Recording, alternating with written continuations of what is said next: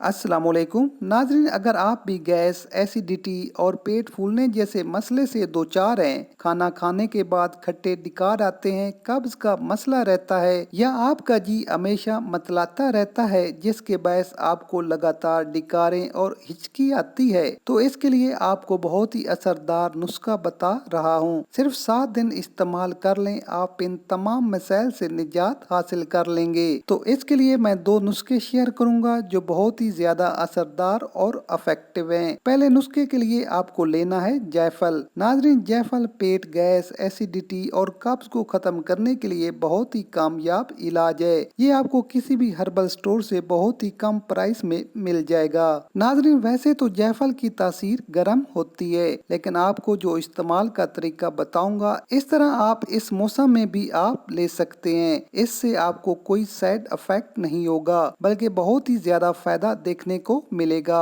तो इस नुस्खे के लिए जायफल को पीस कर पाउडर बना लें। आप दूसरी चीज जो शामिल करेंगे वो है लेमन। जिनको भी गैस, एसिडिटी और कब्ज का मसला है, वो एक नींबू या 1 चम्मच लेमन का रस एक प्याली में डाल लें। आप 2 चुटकी जायफल का पाउडर शामिल कर लें। इससे ज्यादा पाउडर नहीं लेना। तो अच्छी तरह मिक्स करने के बाद रात को सोने से पहले इस्तेमाल करें और ऊपर से 1 गिलास नॉर्मल पानी पी लें। 1 हफ्ता इस्तेमाल करने से आपका मसला जड़ से खत्म हो जाएगा और सुबह तक पेट खुलकर साफ हो जाएगा। इसके साथ सेकंड रेमेडी पेट को ठंडा रखने के लिए बेहद मुफीद है।